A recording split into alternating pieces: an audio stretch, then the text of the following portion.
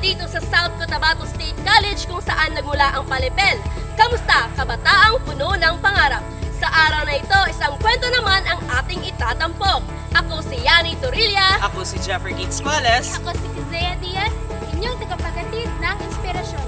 At ngayong araw, papel ang bigas sa negosyong may ambisyon. Sa silid-aralan, sa bawat sulok ng eskwela, may mga batang puspos ng pag-asa. Hindi lamang sila pumapasok para pumasa, kundi balang araw, negosyo nila'y magsimula. Sila'y estudyante ngunit isip ay negosyante. Panaginip nila'y gawing ginto ang simpleng papel, magupit, inutupi, ginagawang obra't gamit.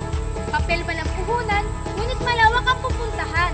Kwento ito ng diskarte, tiyaga at talino na sa bawat papel ay may layuning totoo. Papel na minsan lang itinatapon sa gilid, ngunit ngayon ay nagiging daan sa pag-ahon.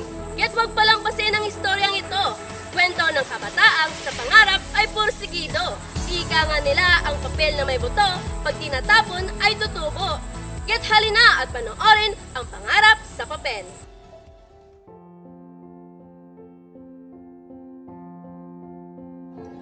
Kami estudyante lamang at maraming pangarap sa buhay. Hindi kami mga siyentipiko.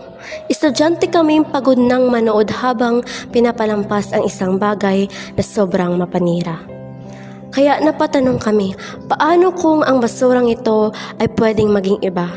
Paano kung ang apoy ay maging papel? Nabiguman kami at paulit-ulit. Sa gitna ng eskwela, maraming takdang aralin at matinding presyur. Pero may isang bagay na patuloy na nagtulak sa amin. Sa bawat hakbang, hindi lang kami gumagawa ng papel, kundi pinapatunayan namin na maiba pang pakinabang ito. Kinuha namin kung anuman ang natira at binigyan ito ng hulma. Ang usok ay naging isang bagay na may halaga. At sa papel na ito nakita hindi lang ang pagkakayari, nakita namin ang epekto. To the farmers, this means less burning. To students like us, this means a purpose.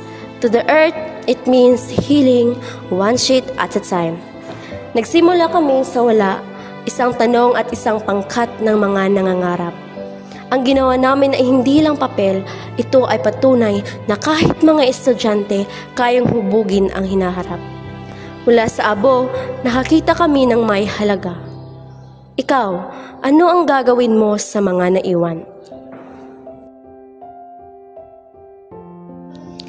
Isa sa mga problema na naidudulot ng pagsunog ng dayami ay polusyon sa hangin, nagdudulot ng usok at sakit sa paghinga, pinsala sa kalusugan, pag-init ng mundo, pagkasira ng lupa at maaaring mauwi sa malawakang pagsunog.